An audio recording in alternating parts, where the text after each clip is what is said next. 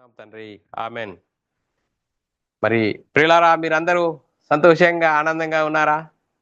మీరందరూ సంతోషంగా ఆనందంగా ఉన్నారని నమ్ముచున్నాను. దేవుడు మనల్ని సజీవ లెక్కలో ఉంచుకొని ఆయన సన్నిధిలోనికి నడిపించి ఆయన ఆత్మతోను సత్యంతోను ఆరాధించుకునడానికి ఇచ్చిన గొప్ప ధన్యతా భాగ్యమును బట్టి దేవునికి కృతజ్ఞతాస్తుతులు స్తోత్రములు చెల్లించా బద్దులమై ఉన్నాము. ప్రియులారా, మనము ఈరోజు క్రీస్తు రాజ్యం అనే అంశము నేర్చుకుంటుండగా ఒక వ్యక్తిని గురించి కానీ, ఒక సంస్థను గురించి కానీ, ఒక సంఘమును గురించి చెప్పబడినవి కావు. బైబిల్లోని ఆత్మ సంబంధమైన సంగతులతో సరిచూసుకుంటూ మన ఆత్మీయ ప్రయాణంను చక్కదిద్దుకుంటూ ముందుకు సాగుదాము. ప్రిలారా, ఈరోజు క్రీస్తు రాజ్యము 23వ క్లాసు. క్రీస్తు రాజ్యము ఈలోక సంబంధమైనది కాదు అనే అంశము. క్రీస్తు రాజ్యము ఈలోక సంబంధమైనది కాదు అనే అంశము మనం నేర్చుకుందాం పిల్లరా. మరి ఈ అంశము చెప్పబడుతున్న వ్యక్తిని గురించి కాదు, సంస్థను సంఘమును గురించి కాదు. బైబిల్లోని ఆత్మ సంబంధమైన సంగతులు సరిచూసుకుంటూ మన ఆత్మీయ ప్రయాణంను చక్కదిద్దుకుంటూ మనమందరము దేవునికి మహిమ తెచ్చే వారంగా, ఘనత తెచ్చే వారంగా ఉంటూ ముందుకు సాగుదాం పిల్లరా. మరి క్రీస్తు ప్రేమ మనల్ని బలవంతం చేయడం బట్టి మేము తెలుసుకున్నది అనేకులకు తెలియజేయడానికి దేవుడిచ్చిన గొప్ప ధన్యతా భాగ్యమును బట్టి దేవునికి కృతజ్ఞతాస్తుతులు స్తోత్రములు చెల్లించా బద్ధుడనే ఉన్నాను ప్రిలారా. మరి క్రీస్తు రాజ్యము 23వ క్లాసు. క్రీస్తు రాజ్యము అనే అంశంలో చాలా సబ్-హెడ్డింగులు ఉన్నాయి పిల్లారా. మరి ఈరోజు 23వ క్లాసు. క్రీస్తు రాజ్యము ఈలోక సంబంధమైనది కాదు. క్రీస్తు రాజ్యము ఈలోక సంబంధమైనది కాదు అనే అంశము నేర్చుకుందాం పిల్లారా. మరి ఈ అంశమును ఎందుకు నేర్చుకోవాలి అనేది మనము ఆలోచన చేసినట్లయితే పిల్లారా, ఈ అంశంను ఎందుకు నేర్చుకోవాలి అనేది మనం ఆలోచన చేసినట్లయితే క్రీస్తు రాజ్యము ఈలోక సంబంధమైనది కాదు. మరి శరీర విషయంలో, శరీరానికి శాంతినిచ్చే విషయంలో, మరి ఈ లోక సంబంధమైన ప్రేమ విషయంలో ఈ లోక సంబంధమైనది కాదు. ఈ లోకం ఇచ్చే శాంతినిచ్చేది క్రీస్తు రాజ్యం కాదు. ఆత్మ సంబంధమైనది, పరలోక సంబంధమైనది. మనం ఆలోచన చేద్దాం పిల్లరా. మరి ఈ రాజ్యంలో, ఈ క్రీస్తు రాజ్యంలో చేరిన వారు ఎవరు అంటే దేవుని రాజ్యం పొందిన వారికి తప్ప వేరే వారికి తెలియదు అని లేఖనాలు చెప్తున్నాయి పిల్లరా. క్రీస్తు రాజ్యంలో చేరిన వారికి తప్ప వేరే వారికి అది అనుభూతి తెలియదు పిల్లరా. మరి దేవుని రాజ్యము ప్రత్యక్షంగా రాదు, కళ్ళకు కనిపించేదిగా రాదు. ఇక్కడ అక్కడని చెప్ప వీలు పడదు.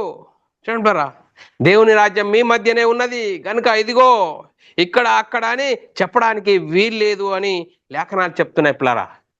మరి ఎలా అర్థం చేసుకోవాలి అనేది దీన్ని బట్టి మనము ఆలోచన చేస్తే బైబిల్లోని ఆత్మ సంబంధమైన సంగతులతో సరిచేసుకుంటూ మన ఆత్మీయ ప్రయాణమును, పరిశుద్ధాత్మని బోధ ఏం చెప్తున్నది, ఆ బోధన అనుసరించి లోబడి జీవించిన వారే పరలోక రాజ్యంలో, దేవుని రాజ్యంలో, క్రీస్తు రాజ్యంలో చేరిన వారు పిల్లరా. మరి మనం ఆలోచన చేద్దాం పిల్లరా. దేవుని రాజ్యాన్ని పునఃస్థితి స్థాపన చేయడానికి యేసుక్రీస్తుని ఈ లోకానికి పంపించి దేవుని రాజ్యాన్ని స్థాపించడానికి యేసుక్రీస్తు ధర్మశాస్త్రం అందరినీ పాపంలో బంధించిన వారిని విడిపించడానికి ధర్మశాస్త్రం అమల్లో ఉన్న కాలంలో వచ్చాడు. ధర్మశాస్త్రం అనుసరించాడు. ధర్మశాస్త్రాన్ని శిలువలో కొట్టివేసి మరణించి సమాధి చేసి 3వ దినం తిరిగి లేచి పరలోకానికి వెళ్ళి పరలోకంలో ఉన్న పరిశుద్ధాత్మని పంపించి ఆ పరిశుద్ధాత్మని పొందుకున్న 12 మంది యేసుక్రీస్తు మరణ సమాధి పునరుద్ధానం గురించి సువార్తను ప్రకటించారు. ఆ సువార్తను విని హృదయాలు పొడబడ్డాయి, మారు మనసు పొందారు. పాపక్షమాపణ ప్రతి వాడు యేసుక్రీస్తు నామములో బాప్తీసం పొందడం ద్వారా క్రీస్తుని ధరించుకున్నారు. సంఘంలో చేర్చబడ్డారు. వారే క్రీస్తు రాజ్యంలో చేర్చబడిన వారు. వారికి తప్ప వేరే వారికి అది చెందదు అని లేఖనాలు చెప్తున్నాయి పిల్లారా. ఆ లేఖనాల ప్రకారంగా మనం ఈరోజు నేర్చుకుందాం పిల్లారా. మనం ఆలోచన చేద్దాం. దేవుని రాజ్యం ప్రత్యక్షంగా రాదట, అంటే కళ్ళకు కనిపించేదిగా రాదు, ఈ లోక సంబంధమైనది కాదు. మనం ఆలోచన చేద్దాం. లేఖనాలు చూసిన పిల్లారా, దేవుని రాజ్యము మీ మధ్యనే ఉన్నది, ఇదిగో ఇక్కడ అక్కడ అని చెప్పడానికి వీల్లేదు. లూకాసు వార్త 17వ అధ్యాయం 20-21 వచనంలో చాలా చక్కగా రాయబడ్డది. దేవుని రాజ్యం ఎప్పుడు వచ్చునని పరిసయ్యులు ఆయనను అడిగినప్పుడు ఆయన దేవుని రాజ్యం ప్రత్యక్షంగా రాదు, ఎందుకనగా ఇదిగో దేవుని రాజ్యం మీ మధ్యనే ఉన్నది గనుక ఇదిగో ఇక్కడనని అదిగో అక్కడనని వీలు పడదని వారికి ఉత్తరం ఇచ్చాను. పిల్లరా, మరి మనం ఆలోచన చేద్దాం. మరి క్రీస్తు రాజ్యంలో, దేవుని రాజ్యంలో, పరలోక రాజ్యంలో చేరిన వారు ఎవరంటే పిల్లరా, మరి సువార్తను విని సువార్త ద్వారా హృదయాలు పశ్చాత్తాపం కలిగి మారు మనసు పొంది పాపక్షమాపణ ప్రతి వాడు యేసుక్రీస్తు నామములో బాప్తీసం పొందడం ద్వారా ఆ బాప్తీసంలో పాత జీవితము మరి పాతి పెట్టబడుతుంది. తిరిగి లేవడం ద్వారా నూతన సృష్టి. మరి క్రీస్తును ధరించుకున్న మనము, క్రీస్తుమయమను ధరించుకున్న మనము సంఘంలో చేర్చబడతాం. సంఘంలో చేర్చబడిన వారే క్రీస్తు రాజ్యంలో చేర్చబడిన వారు. చూడండి పిల్లరా, మరి మనం ఆలోచన చేద్దాం. మరి పిల్లరా, మరి మనం ఆలోచన చేసినట్లయితే మరి క్రీస్తు రాజ్యంలో సంఘంలో చేర్చబడిన మనము మనసు మారాలి. మనసు మారి రూపాంతరం పొందాలి. కానీ మేము క్రీస్తు రాజ్యంలో, క్రీస్తు సంఘంలో చేర్చబడ్డాము, మేము దేవుని పిల్లలమని పై రూపాలు మార్చుకోవడం కాదు, పై వస్త్రధారణ మార్చుకోవడం కాదు. మనం ఆలోచన చేయాలి. దేవుని వాక్యం ద్వారా మనము మనసు మారాలి. వాక్యం ద్వారా, సువార్త ద్వారా హృదయాల్లో పశ్చాత్తాపం కలిగి మారు మనసు పొంది పాపక్షమాపణ ప్రతి వాడు యేసుక్రీస్తు నామములో బాప్తీసం పొందడం ద్వారా క్రీస్తు మహిమను ధరించుకుంటాం. సంఘంలో చేర్చబడతాం. సంఘంలో చేర్చబడిన వారమే క్రీస్తు రాజ్యంలో చేర్చబడిన వారు. చూడండి పిల్లరా, మనం ఆలోచన చేద్దాం. మరి చూడండి పిల్లరా, ఒక చెట్టు ఎలా తెలుస్తుంది మంచిది చెడ్డదని? ఆ చెట్టు ఫలం వలన తెలుస్తుంది ఆ చెట్టు మంచిది చెడ్డది అని. చూడండి పిల్లరా, మనం ఆలోచన చేయాలి. మరి క్రీస్తు రాజ్యంలో చేర్చబడిన వారు ఎలా ఉంటారు? పై రూపాలు మార్చేవారా? హృదయాన్ని మార్చుకోవాలి. హృదయంలో పశ్చాత్తాపం కలిగి మారు మనసు పొందడం ద్వారా మరి పాప జీవితం బాప్తీసంలో పాతి పెట్టబడుతుంది. తిరిగి లేవడం ద్వారా నూతన జీవితం, కొత్త జీవితము హృదయంలో మరి మారు మనసు పొంది, చూడండి హృదయంలో మారు మనసు పొంది రూపాంతరము పొందే విధముగా ఉండేవారే క్రీస్తు రాజ్యంలో చేర్చబడిన వారు. మరి క్రీస్తు రాజ్యంలో చేర్చబడిన వారు ఎలా ఉంటారట? ఒకడు కొత్తగా జన్మించితే కానీ దేవుని రాజ్యంలో ప్రవేశించలేడట. చూడండి, కొత్తగా జన్మించడం అంటే ఏంటి? కొత్తగా జన్మించడం ఏంటి అని లేఖనాలు చూసుకున్నట్లయితే యోహాను సువార్తలో చాలా చక్కగా రాబడ్డది. యోహాను సువార్త, అందుకు యేసు అతనితో, ఒకడు కొత్తగా జన్మించితేనే గాని దేవుని రాజ్యం చూడలేడని నేను మీతో నిశ్చయంగా చెప్తున్నాను. అందుకో నికోదేము, ముసలివాడైన మనుషుడు ఎలాగో జన్మింపగలడు, రెండవ మారు తల్లి గర్భమందు ప్రవేశింపగలడా అని ఆయనను అడిగాను. చూడండి పిల్లరా, యేసుక్రీస్తు చెప్తున్నది. మరి ఆయనకు నికోదేముకు అర్థం కావడం లేదు. మరి రెండవసారి జన్మించాలంటే తల్లి గర్భంలోకి వెళ్ళి వెళ్ళాలా అని అంటున్నాడు పిల్లరా. యేసు ఏమంటున్నాడు? యేసు ఇట్లా, నేను ఒకడు నీటి మూలముగాను ఆత్మ మూలముగాను జన్మించితేనే గాని దేవుని రాజ్యంలో ప్రవేశింపలేడని నేను మీతో నిశ్చయంగా చెప్తున్నాను. దేవుని రాజ్యంలో చేరాలంటే నీటి మూలంగాను ఆత్మ మూలంగాను. చూడండి పిల్లరా, మరి శరీరపరంగా జన్మించింది శరీరము, ఆత్మ మూలంగా జన్మించింది ఆత్మనే ఉన్నది. నీటి మూలంగాను ఆత్మ మూలంగాను అంటే సువార్తను విని హృదయంలో పశ్చాత్తాపం కలిగి మారు మనసు పొందడం ద్వారా, మరి యేసుక్రీస్తు నామములో బాప్తీసం పొందడం ద్వారా అప్పుడు మరి మనసు మారుతుంది. మనసు మారి రూపాంతరం చెందుతుంది అని లేఖనాలు చెప్తున్నాయి పిల్లరా. మరి శరీరం మూలముగా జన్మించినది శరీరము, ఆత్మ మూలముగా జన్మించినది ఆత్మ. శరీరముగా ఈ లోకానికి రావాలంటే శరీర జన్మ కావాలి. మరి ఆత్మ మూలముగా జన్మించాలి. ఒకడు నీటి మూలంగాను ఆత్మ మూలంగాను సువార్తను విని హృదయంలో పశ్చాత్తాపం కలిగి మారు మనసు పొంది పాపక్షమాపణ నిమిత్తం ప్రతి వాడు యేసుక్రీస్తు నామములో బాప్తీసం పొందడం ద్వారా ఆత్మ ద్వారా జన్మించిన వారం అవుతాము. అందుకోసమే మీరు కొత్తగా జన్మివ్వాలని నేను మీతో చెప్పినందుకు ఆశ్చర్యపడవద్దు అని చెప్తూ ఒక ముఖ్యమైన చెప్తున్నాడు. గాలి తనకు ఇష్టమైన చోటుకు విసురును, నీవు దాని శబ్దము విందువే గాని అది ఎక్కడి నుండి వచ్చునో అది ఎక్కడికి పోవునో నీకు తెలియదు. ఆత్మమూలంగా జన్మించిన వాడు ప్రతి వాడు అలాగే ఉండును. చూడండి, ఆత్మమూలముగా ఉన్నవాడు అలాగే ఉంటాడు. మరి చూడండి, ఒక గాలి వీస్తున్నా అంటే మనము దాని స్పర్శ ద్వారా మనకు తెలుస్తుంది ఎక్కడికి వస్తుంది ఎక్కడికి పోతుందని. మరి ఆత్మమూలముగా జన్మించిన వాడు వారి క్రియల ద్వారా, వారి ప్రవర్తన ద్వారా, వారి మాట ద్వారా, వారి ఆలోచన ప్రకారంగా వారు జీవించిన జీవితమును బట్టి ఆత్మమూలంగా జనించిన వాడు క్రీస్తు రాజ్యంలో చేర్చబడిన వారు ఎవరు ఉంటారు? క్రియల ద్వారా, వారి మారు మనసు పొంది క్రియల ద్వారా, మాటలు, చూపులు, ఆలోచనలు, మరి వాక్యంకు లోబడి వాక్యానుసారంగా జీవించి దాని ప్రకారంగా జీవించిన వారే క్రీస్తు రాజ్యంలో చేర్చబడిన వారు. మరి చూడండి, మనం ఆలోచన చేద్దాం. అది మరి క్రీస్తు రాజ్యంలో చేర్చబడిన వారు పొందిన వారికే కానీ వేరే వారికి దాన్ని తెలియదు అని లేఖనాలు చెప్తున్నాయి పిల్లరా. మరి మనం ఆలోచన చేద్దాం పిల్లరా. మరి ఇంకా మరి లేఖనాలు చూసుకున్నట్లయితే పిల్లరా, దానియేలుకు ఒక కళ వచ్చింది. ఒక కళ వచ్చినప్పుడు ఒక ప్రతిమ 4 భాగాలు ఉన్నది. ఆ 4 భాగాలను గురించి వర్ణన చేస్తున్నాడు పిల్లరా. మరి ఆ రాజ్యము ఎలాంటిదట? ఆ రాజ్యం పొందిన వారికే గాని మరి ఎవరికి తెలియదు. దానియేలు గ్రంథంలో 2వ అధ్యాయం 44వ వచనంలో లేఖనము చదువుకున్నట్లయితే, ఆ రాజుల కాలంలో పరలోకమందున్న దేవుడు ఒక రాజ్యమును స్థాపించును. చూడండి పిల్లరా, 4 రాజ్యాల తర్వాత వచ్చిందే మరి క్రీస్తు రాజ్యము. ఆ రాజ్యం చూడండి, ఆ రాజ్యము దేవుడు ఒక రాజ్యమును స్థాపించును, దానికెన్నటికీ నాశనము కలగదు. ఆ రాజ్యము పొందిన వానికే గాని మరి ఎవరికి చెందదు. అది ముందు చెప్పిన రాజ్యములన్నింటినీ పగలగొట్టు నిర్మూలం చేయగా అది చేయును గాని అది యుగ యుగమును నిలుచును. చూడండి, క్రీస్తు రాజ్యము యుగ యుగమును నిలిచేది. చూడు, దానియేలుకు కళ వచ్చింది. ఆ కళ భావము, ఆ ప్రతిమకు కలిసిన మరి ఆ భావమును గురించి చెప్తూ దేవుడు ఒక రాజ్యమును స్థాపిస్తాడు. రాజ్యం స్థాపిస్తే దానికి ఎన్నటికీ నాశనం కలగదు. ఆ రాజ్యం పొందిన వానికే గాని మరి ఎవరికి చెందదు. అది ముందు చూడండి, అది పొందిన వానికే గాని ఎవరికి తెలియదు. అది ముందు చెప్పిన రాజ్యములన్నింటినీ పగలగొట్టు నిర్మూలం చేయును గాని ఆ రాజ్యమునకు యుగ యుగములు నిలిచేది అదే క్రీస్తు రాజ్యము. చూడండి, క్రీస్తు రాజ్యములో చేరిన వారి పరిస్థితి ఎలా ఉంటుంది? ఆత్మీయ ఆనందము, ఆత్మీయత స్థితి మార్పు కలుగుతుంది. ఎలా?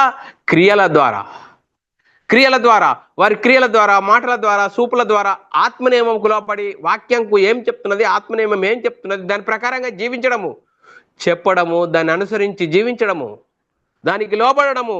అలా లోబడి జీవించిన వారి క్రీస్తు రాజ్యంలో చేర్చబడిన వారు. చూడండి, అది పొందిన వారికే గాని వేరే వారికి తెలియదు అని లేఖనాలు చెప్తున్నాయి పిల్లరా. మరి ఆ గొప్ప భాగ్యాన్ని, ఆ రక్షణను పొందుకున్న మనము ఆ రక్షణను, మన సొంత రక్షణను భయంతో వణుకుతో కాపాడుకోవాలి.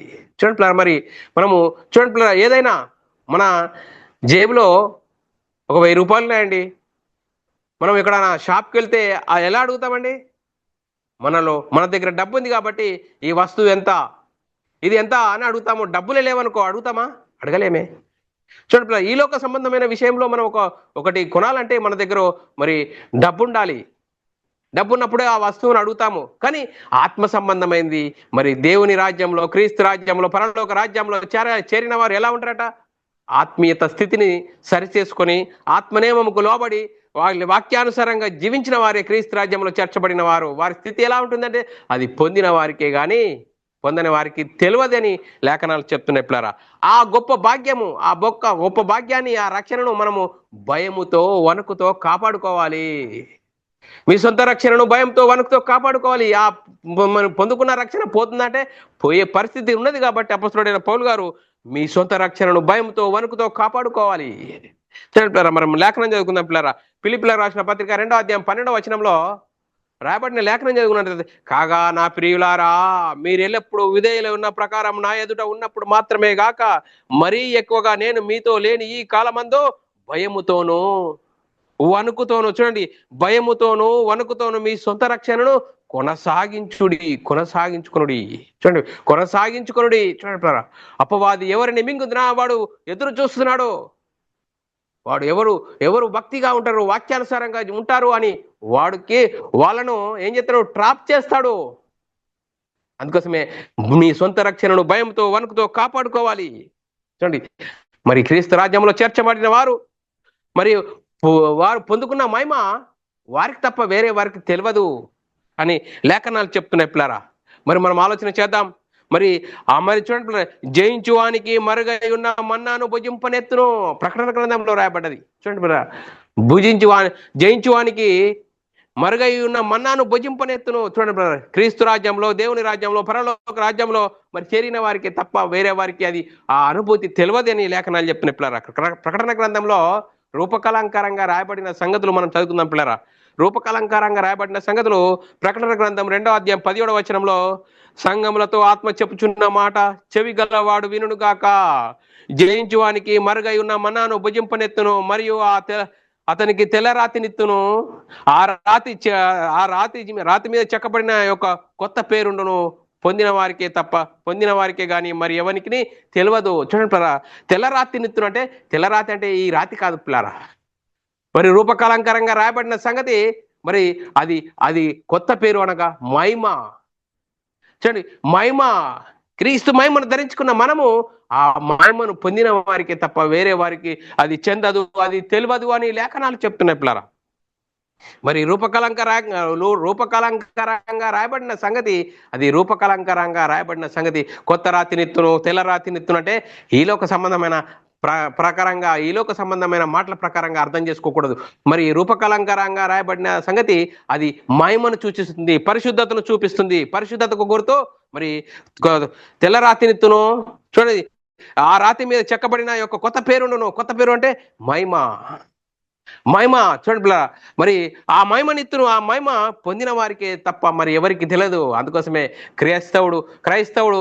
క్రైస్తవుని పరిస్థితి ఎలా ఉన్నదట? మన పౌరస్థితి పరలోకమందున్నది. చూడండి, క్రైస్తవుని పౌరస్థితి పరలోకమందున్నది. ఈ లోకంలో ఏ విధంగా జీవించాలి? ఆత్మనియమమును అనుసరించి జీవించాలి. అపొస్తలులు ఏ విధంగా ఆత్మనియమమును అనుసరించి జీవించారు? ఆత్మనియమంకు లోబడి జీవించారు. ఈ లోక సంబంధంగా క్రీస్తు సువార్తను ప్రకటిస్తున్నప్పుడు శ్రమలు, నిందలు, అవమానాలు వస్తాయి. క్రైస్తవుడు అయినందుకు శ్రమ అనుభవించాలి, సువార్త నిమిత్తము, నీ సొంత ప్రయోజనాలు కాదు. ఈరోజు క్రైస్తవులు అని చెప్పుకుంటూ సొంత ప్రయోజనాల కోసమే క్రైస్తవ్యాన్ని నిందించే పరిస్థితిలో ఉన్నది. అలా కాదు, ఆత్మనియమంకు లోబడాలి, వాక్యానుసారంగా జీవించాలి. అలా జీవించిన వారే మరి క్రీస్తు రాజ్యంలో చేర్చబడిన వారు ప్రేమ కలిగి ఉంటారు, అనుకోగలిగి ఉంటారు. వాక్యం చెప్తున్న ప్రకారంగా వారి క్రియలు ఉంటాయి. చూడండి, అది పొందిన వారికే గాని పొందని వారికి తెలియదు. అందుకోసమే క్రైస్తవుడి పౌరస్థితి, మన పౌరస్థితి పరలోకమందున్నది. క్రీస్తు రాజ్యంలో చేర్చబడిన వారి మహిమ అదేంటి ఎంత గొప్పది. ఆ గొప్ప మహిమ పొందిన వారికి తప్ప వేరే వారికి తెలియదు. ఇది ఎప్పుడు తెలుస్తుంది? మనము తీసుకున్న బాప్తిసాలు సరి అనేది. మనం బైబిల్ సిద్ధాంత ప్రకారంగా సువార్తని విని హృదయంలో పశ్చాత్తాపం కలిగి మారు మనసు పొంది పాపక్షమాపణ ప్రతి వాడు యేసుక్రీస్తు నామములో బాప్తీసం పొందిన వారికి మాత్రమే. ఆ పొందిన వారు మరి ఏమైతుంది? పొందడం ద్వారా ఆ క్రీస్తు మహిమను ధరించుకుంటాం. పాత జీవితం బాప్తిసంలో పాతి పెట్టబడుతుంది. తిరిగి లేవడం ద్వారా నూతన జీవితము. క్రీస్తు మహిమను ధరించుకున్నప్పుడు అప్పుడు నీ మనోనేత్రాలు వెలిగింపబడతాయి. మనోనేత్రాలు వెలిగింపబడడం వల్ల బైబిల్లోని ఆత్మ సంబంధమైన సంగతులు అర్థం చేసుకుంటావు. అప్పుడు నీకు అర్థమవుతాయి. బైబిల్ అందరికీ అర్థం కాదు. బైబిల్ సిద్ధాంత ప్రకారంగా దాన్ని అనుసరించి జీవించిన వారికే బైబిల్ అర్థమవుతుంది. బైబిల్ గురించి చాలా మంది మాట్లాడతారు కానీ దాన్ని అర్థం చేసుకోలేని పరిస్థితి.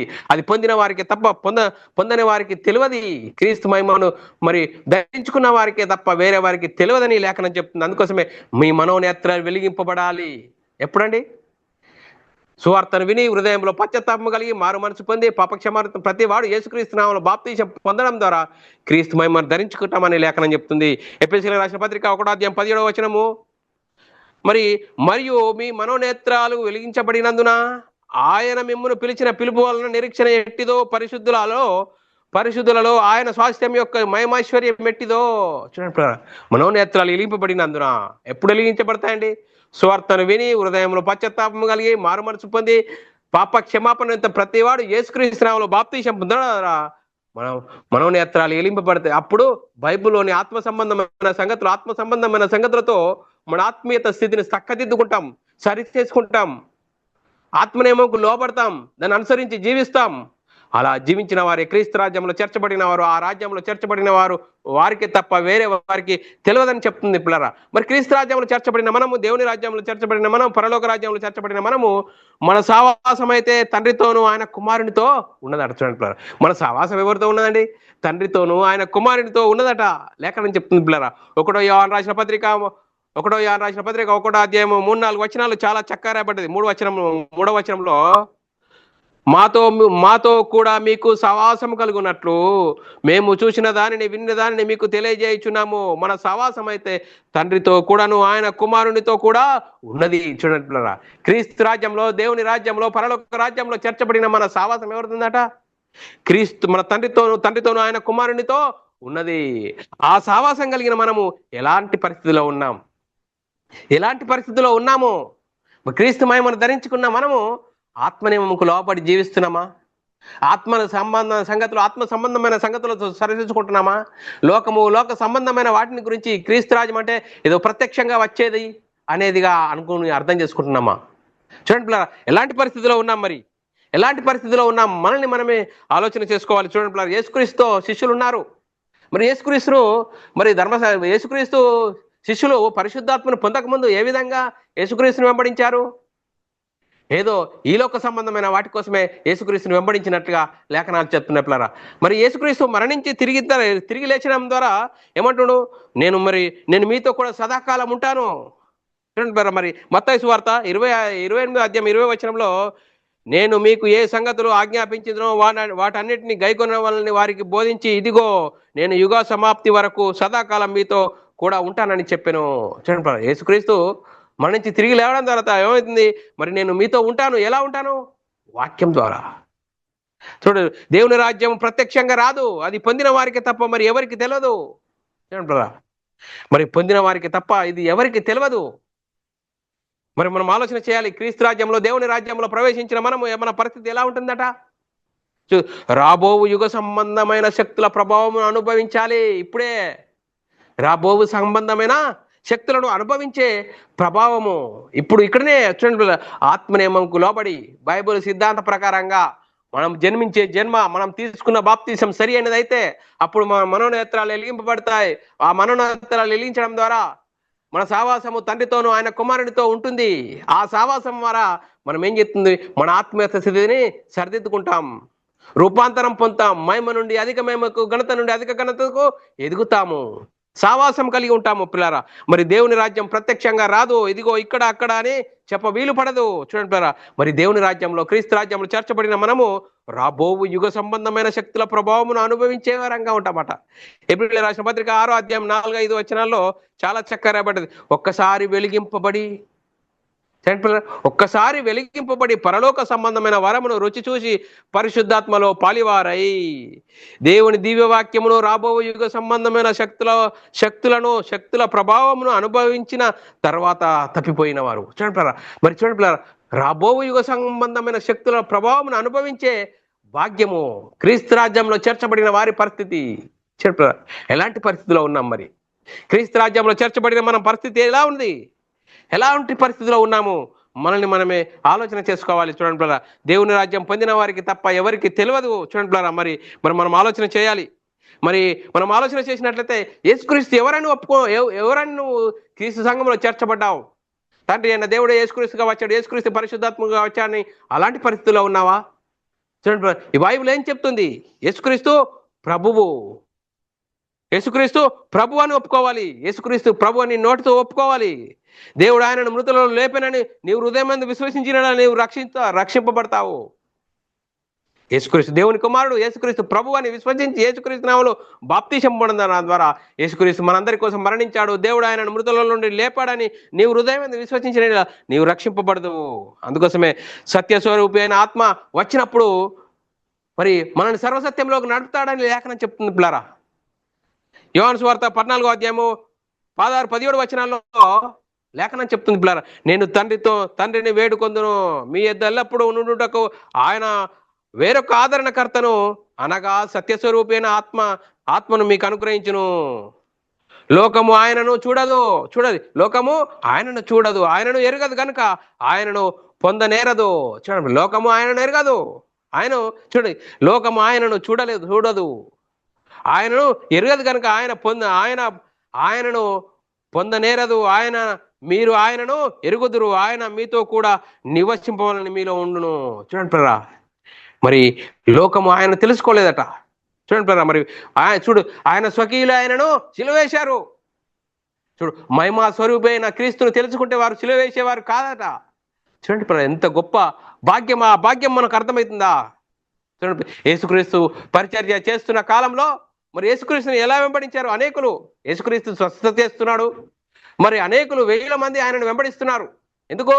స్వస్థతలు చేస్తున్నాడు, మరి ఆహారం పంచిపెడుతున్నాడు, ఆహారం ఇస్తున్నాడు. మరి ఈయనను వెంబడిస్తే మనకు ఏం కొదువ ఉండదని ఆ శరీర సంబంధంగా, లోక సంబంధంగానే వారు వెంబడించారే తప్ప కానీ ఆత్మ సంబంధమైన సంగతులు అర్థం కాలేదు.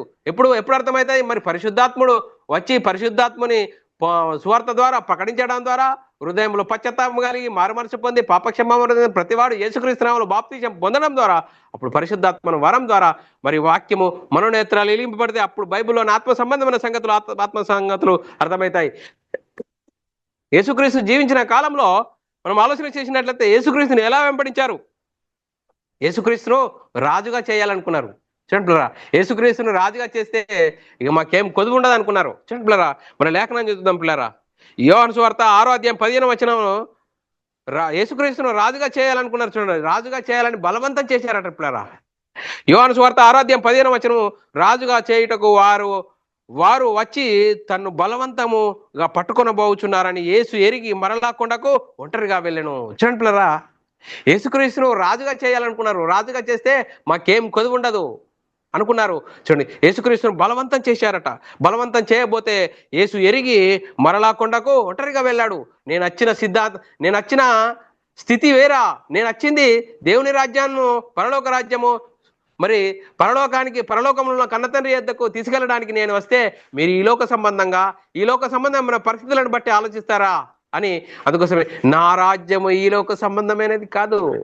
చూడండి, యేసుక్రీస్తు రాజ్యము మరి నా రాజ్యము ఈ లోక సంబంధమైనది కాదు. అందుకోసమే క్రీస్తు రాజ్యంలో చేర్చబడిన వారు పొందుకున్న మహిమ వారికి తప్ప వేరే వారికి చెందదు, వారికి తెలియదని లేఖనం చెప్తుంది పిల్లారా. ఎలాంటి పరిస్థితుల్లో ఉన్నాం మరి? క్రీస్తును నమ్ముకున్నాను, క్రైస్తవురాలను నేను చెప్పుకుంటున్నా. నీ ఆత్మీయత పరిస్థితి ఎలా ఉన్నది? లోక సంబంధమైన వాటి కోసం ఆలోచిస్తున్నావా? చూడండి, బైబిల్ గ్రంథంలో కూడా ఒక తల్లి ఉన్నది. తల్లి ప్రేమ చాలా గొప్పదండి. తల్లి ప్రేమ తమ పిల్లలు ప్రయోజకులు కావాలని అనుకుంటుంది. అలాగే బైబిల్ గ్రంథంలో జెబెదయి కుమారుల తల్లి ఆ యేసుక్రీస్తుకు వచ్చి నీ రాజ్యంలో నా కుమారులను ఎడమ వైపును కుడి వైపును ఉంచుమంటుంది పిల్లరా. తల్లి ఆలోచించింది. తల్లి ప్రేమ చాలా గొప్పది. ఆ తల్లి ప్రేమను బట్టి ఆమెకున్న ఆలోచన అవగాహనను బట్టి ఆమె ఏమంటుంది? నీ రాజ్యము ప్రత్యక్షంగా వస్తుంది, ఆ రాజ్యంలో నా కొడుకును రైట్ హ్యాండ్ లెఫ్ట్ హ్యాండ్ ఉంచుకో అని చెప్తున్నది. కానీ చూడండి పిల్లరా, ఆమె అవగాహన అనేది ఈ లోక సంబంధమైంది, ఆత్మ సంబంధమైంది, పరలోక సంబంధమైంది కాదు. మత్తయి సువార్త 20 వచనంలో అప్పుడు జెబెదయి కుమారుల తల్లి తన కుమారులతో ఆయన యొద్దకు వచ్చి ఆయనకు నమస్కారం చేసి యొక్క మనవి చేసుకుని పోగా నీవేమి కోరుచున్నావని ఆయన అడిగెను.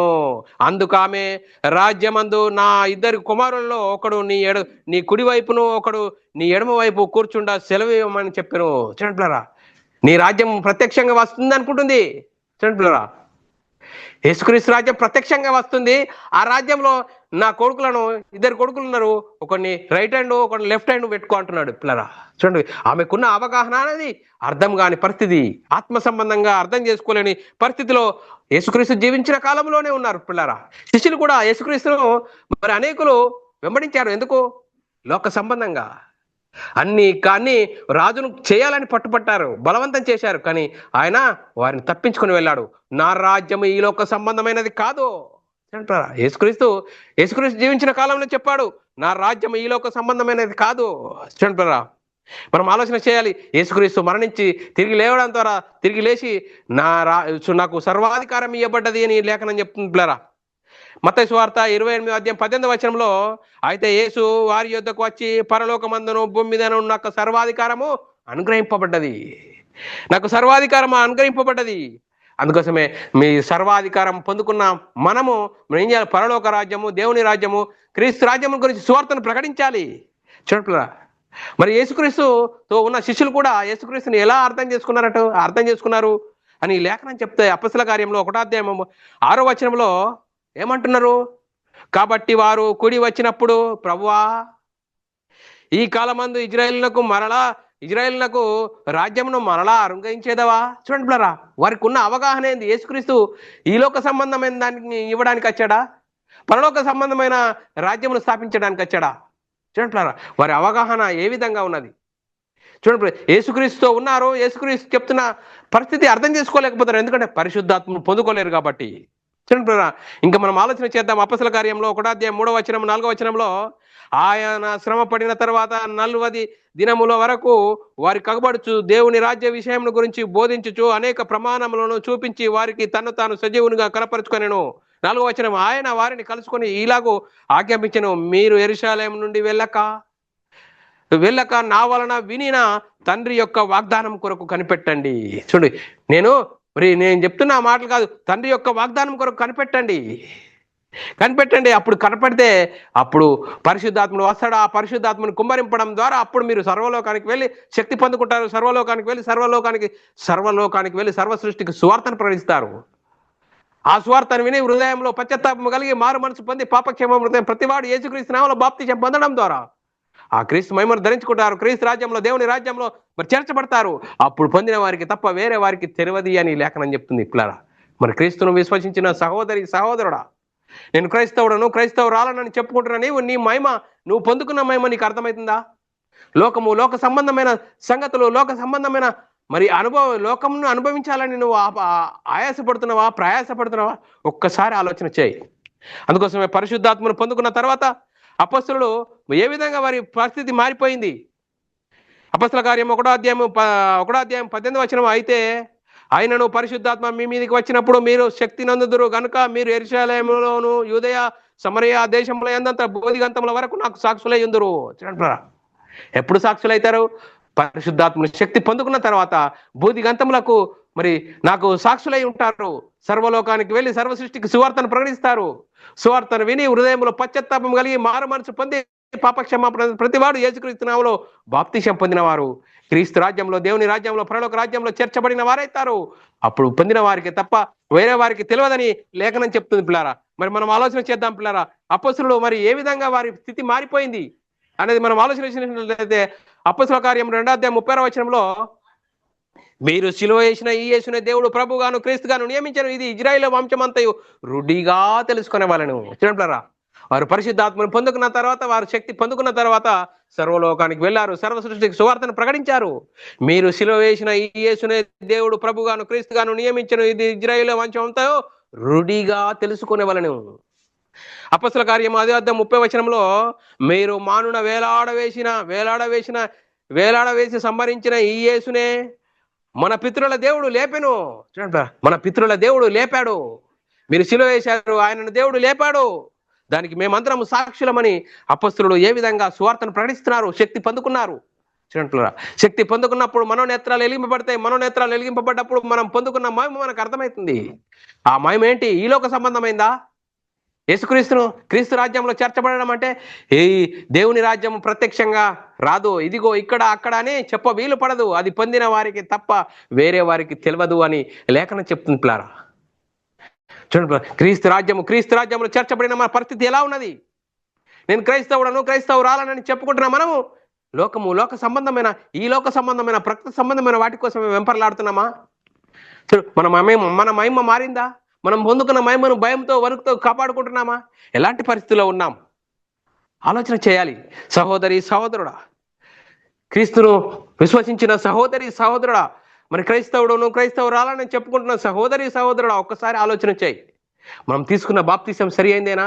బైబిల్ సిద్ధాంత ప్రకారంగా బైబిల్లోని ఆత్మ సంబంధమైన సంగతులు చెప్తున్న ప్రకారంగా అపొస్తలులు ఏ విధంగా వ్యవహరించారో, వారి జీవితాలు ఏ విధంగా మారిపోయాయి, మనం ఎందుకు మారట్లేదు?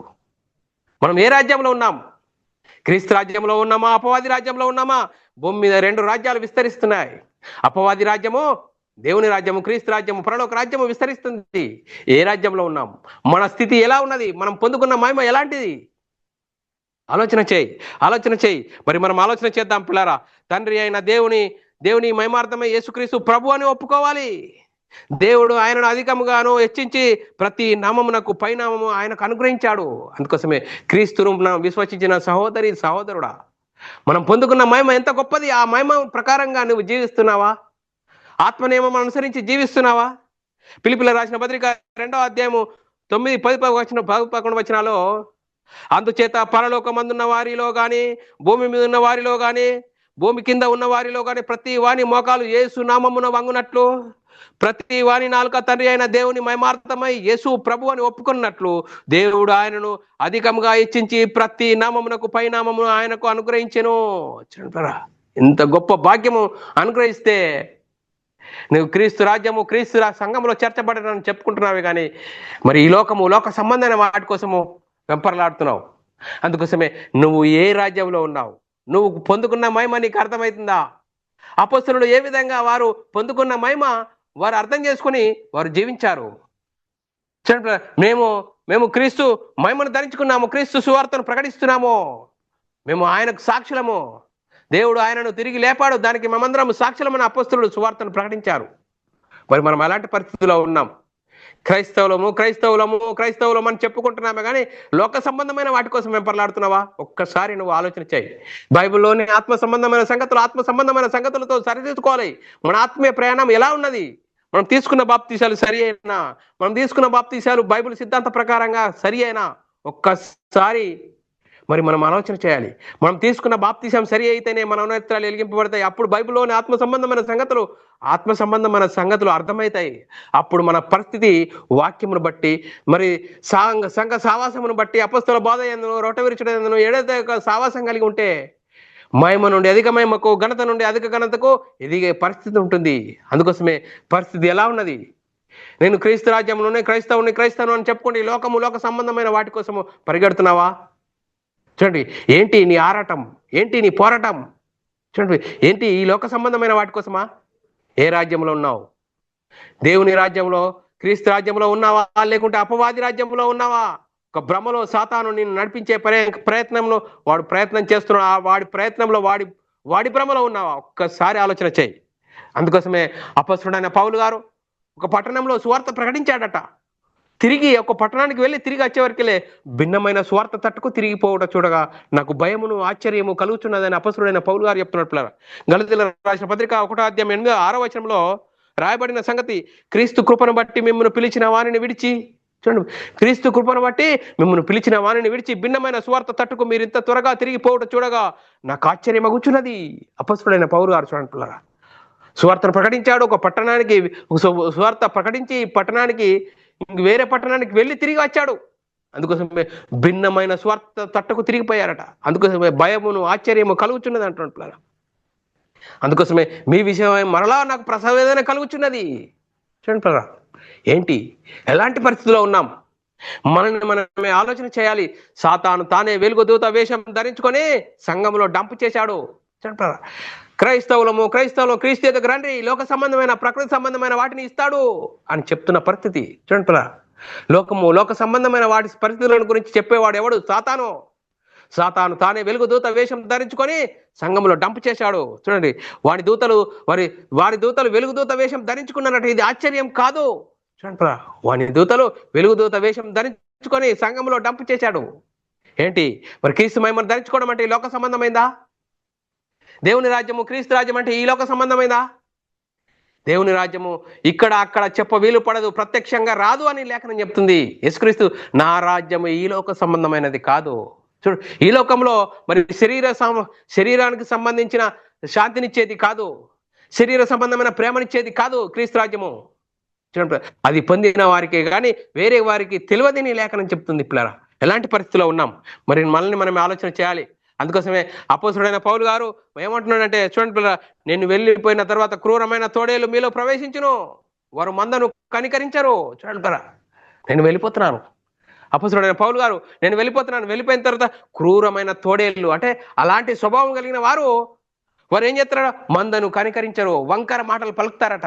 చూడండి పిల్లరా, ఇది ఎక్కడ రాయబడ్డదండి? మొదటి శతాబ్దంలో రాయబడ్డది, ఇప్పుడు రాయబడిన సంగతులు కాదండి. చూడండి, బైబిల్లోని ఆత్మ సంబంధమైన సంగతులు అర్థం చేసుకుంటే మనం దాన్ని అనుసరించి జీవిస్తే ఎలాంటి పరిస్థితిలో ఉన్నాం? అందుకోసమే ఏ రాజ్యంలో ఉన్నాం? క్రీస్తు రాజ్యంలో ఉన్నామా, అపవాది రాజ్యంలో ఉన్నామా? చూడండి, ఎలాంటి పరిస్థితి వాక్యమును బట్టి మనం ఆలోచన చేస్తే భయము ఆశ్చర్యం కలుగుతున్నది. చూడండి, మరి మనం ఆలోచన చేయాలి. అందుకోసమే అపొస్తలుడైన పౌలు గారు చాలా స్పష్టంగా చెప్పినాడు, నేను వెళ్ళిపోయిన తర్వాత క్రూరమైన తోడేలు మీలో ప్రవేశించును, వారు మందను కనికరించారు. అందుకోసమే ఇప్పుడు మీ మిమ్మల్ని కృపావాక్యానికి అప్పచెప్తున్నాను. చూడు, నేను చెప్తున్నది నమ్మండి అని కాదు, వాక్యం ఏం చెప్తున్నది, వాక్య ప్రకారంగా మనం సరిదిద్దుకున్నావాలి. వాక్యం బైబిల్లోని ఆత్మ సంబంధమైన సంగతులతో సరిచూసుకోవాలి. అందుకోసమే అపోస్తుడైన పౌలు గారు నా ఎంబట రండి అని చెప్పలేడు, మిమ్మల్ని కృపావాక్యానికి అప్పచెప్తున్నాను అంటాడు. నేను కూడా మిమ్మల్ని కృపావాక్యానికి అప్పచెప్తున్నాను. అపోస్తుల కార్యము 20 ఇప్పుడు దేవునికి ఆయన కృపావాక్యమునకు మిమ్మల్ని అప్పగించుచున్నాను. చూడండి, అపోస్తుడైన పౌలు గారు చెప్పాడు 1వ శతాబ్దంలోనే, ఇప్పుడు దేవునికి ఆయన కృపావాక్యమునకు మిమ్మల్ని అప్పగించుచున్నాను. ఆయన మీకు క్షేమాభివృద్ధి కలుగజేయుటకును పరిశుద్ధపరచబడిన వారిలో స్వాస్థ్యం అనుగ్రహించుటకు శక్తిమంతుడు. చూడండి, ఆయన మీకు క్షేమాభివృద్ధి కలుగజేయుటకును పరిశుద్ధపరచబడిన వారందరిలో స్వాస్థ్యం అనుగ్రహించుటకు శక్తిమంతుడు. అందుకోసమే బైబిల్లోని ఆత్మ సంబంధమైన సంగతులతో సరిచూసుకోవాలి. మన ఆత్మీయ ప్రయాణం ఎలాంటి పరిస్థితిలో ఉన్నది అన్నది మనల్ని మనం ఆలోచన చేయాలి. దేవుని రాజ్యము ఇక్కడ అక్కడ చెప్పడానికి వీల్లేదు, అది పొందిన వారికి తప్ప వేరే వారికి తెలియదని లేఖనం చెప్తుంది. ఎలాంటి పరిస్థితిలో ఉన్నాం? మరి క్రీస్తు రాజ్యము ఈ లోక సంబంధమైందా? ఈ లోక సంబంధమైంది కాదు, పరలోక సంబంధమైంది అని లేఖనం చెప్తుందే. ఎలాంటి పరిస్థితిలో ఉన్నాం? మరి చూడండి, చివరి వచనం చదువుకొని ముగిద్దాం పిల్ల. లూకాసు వార్త 17వ అధ్యాయం 20 వచనంలో దేవుని రాజ్యము చూడు, దేవుని రాజ్యం ఎప్పుడు వచ్చునని పరిచయులు ఆయనను అడిగినప్పుడు ఆయన దేవుని రాజ్యం ప్రత్యక్షంగా రాదు. ఎందుకనగా ఇదిగో దేవుని రాజ్యము మీ మధ్యనే ఉన్నది, ఇదిగో ఇక్కడ, ఇదిగో అదిగో అక్కడ అని చెప్పడానికి వీలు పడదని ఉత్తరం ఇచ్చాను. చూడండి, ఇక్కడ అక్కడ అని చెప్పడానికి రాదు, ప్రత్యక్షంగా రాదు. అందుకోసమే జబదయ కుమారుల తల్లి ఆమె అవగాహనను బట్టి నీ రాజ్యం వస్తుంది, ఆ రాజ్యంలో నా కుడిమ వైపున ఎడమ వైపున ఒక్కడు ఉంచు అని చెప్తుంది. చూడండి పిల్లరా, యేసుక్రీస్తు శిష్యులు కూడా ఆయనను పరిశుద్ధాత్మ పొందకముందు ఏ విధంగా లోక సంబంధంగా ప్రకృతి సంబంధంగా అర్థం చేసుకున్నారే కానీ, మరి పరిశుద్ధాత్మను పొందుకున్న తర్వాత అప్పుడు క్రీస్తు మహిమను ధరించుకున్న తర్వాత వారు ఏం చేశారు? సర్వలోకానికి వెళ్ళి సర్వసృష్టికి సువార్తను ప్రకటించారు. క్రీస్తు మహిమను ధరించుకున్న వారు మాత్రమే వారికి పొందుకున్న మహిమ వారికి మాత్రమే కానీ వేరే వారికి తెలియదని లేఖనం చెప్తుంది పిల్లరా. మరి క్రీస్తు రాజ్యంలో చేర్చబడిన మనము, క్రైస్తవులు మనం చెప్పుకుంటున్న మనము, ఈ వాక్యాన్ని వింటున్న సహోదరుడా, ఈ వాక్యం ద్వారా మనం అర్థం చేసుకున్నది ఏంటి? మరి దేవుని రాజ్యం ప్రత్యక్షంగా వచ్చేది కాదు, అది పొందిన వారికి తప్ప వేరే వారికి తెలియదట. చూడండి, అందుకోసమే క్రీస్తు మహిమను ధరించుకున్న ఆ మహిమను మనం భయంతో వణుకుతో కాపాడుకోవాలని అపొస్తలుడైన పౌలు గారు చెప్తున్నాడే. చూడండి, భయముతో వణుకుతో మన సొంత రక్షణను కాపాడుకోవాలట. మరి కాపాడుకుంటున్నామా? ఎలాంటి పరిస్థితిలో ఉన్నాం? మనల్ని మనం వాక్యంను బట్టి వాక్యానుసారంగా జీవించాలి. ఆ భయంతో వణుకుతో మన సొంత రక్షణను కాపాడుకోలేకుంటే సాతాను తానే వెలుగుదూత వేషం ధరించుకొని వాడు సంఘంలో డంపు చేసి శరీర సంబంధమైన ప్రకృతి సంబంధమైన వాటిని చూపించి నిన్ను భ్రమపరిచి వాడికి సిద్ధపరిచిన నరకానికి తీసుకెళ్తాడు. జాగ్రత్త. బైబిల్లోని ఆత్మ సంబంధమైన సంగతులతో సరిచూసుకోవాలి. మన ఆత్మీయ ప్రయాణం చక్కదిద్దుకోవాలి. ఆత్మనియమంకు లోపడాలి. అపొస్తలులు ప్రవక్తలు వేసిన పునాది మీద కట్టబడాలి. పరిశుద్ధులకు ఒక్కసారి అప్పగింపబడిన బోధ నిమిత్తం మనం పోరాడాలి. అంటున్నా, ఎంత గొప్ప భాగ్యం మనకు అర్థం కాకుండా సాతాను ఏ విధంగా మనల్ని మాయ చేస్తున్నాడో. అందుకోసమే బైబిల్లోని ఆత్మ సంబంధమైన సంగతులతో సరిచూసుకోవడానికి క్రీస్తు రాజ్యం అనే ఒక గొప్ప భాగ్యము. ఈ రాజ్యం, క్రీస్తు రాజ్యం అనే అంశంలో చాలా అంశాలు ఉన్నాయి. ఈ అంశాలు ఒక్కొక్కటిగా మనం బైబిల్లోని ఆత్మ సంబంధమైన సంగతులతో సరిచూసుకుంటూ మన ఆత్మీయ ప్రయాణం చక్కదిద్దుకుంటూ మనమందరము దేవునికి మహిమ తెచ్చే వారంగాను ఘనత తెచ్చే వారంగా ఉంటూ ముందుకు సాగుదాం. ఇంతవరకు చెప్పబడిన లేఖనం ప్రతి ఒక్కరి హృదయంలో నీరు గట్టి ఫలింపజేయను గాక. ఆమెన్. అందరికీ వందనములు, దేవునికి స్తోత్రాలు. పిల్లరా, మరి ఇలాంటి అంశాలు వినాలనుకుంటున్నారా? BW అకాడమీ ఛానల్ మరి సబ్స్క్రైబ్ చేసుకోండి. మీరు మీ సొంత ప్రార్థనలో మా పరిచర్య ప్రార్థనలో జ్ఞాపకం చేసుకోవాల్సిందిగా కోరుచున్నాము. అలాగే యునైటెడ్ బైబిల్ అకాడమీ ద్వారా అనేక మరి పరిచర్య జరుగుతుంది. ఆ పరిచర్యను మీరు యునైటెడ్ బైబిల్ అకాడమీ సబ్స్క్రైబ్ చేసుకోండి. మీరు వినండి, ఆత్మీయత స్థితిని సరిదిద్దుకుంటే మనం అందరము దేవునికి మహిమ తెచ్చే వారంగా ఘనత తెచ్చే వారంగా ఉంటూ ముందుకు సాగుదాం. ఇంతవరకు చెప్పబడిన వాక్యం ప్రతి ఒక్కరి హృదయంలో నీరు గట్టి ఫలింపజేయను గాక. ఆమెన్. అందరికీ వందనములు, దేవునికి స్తోత్రాలు.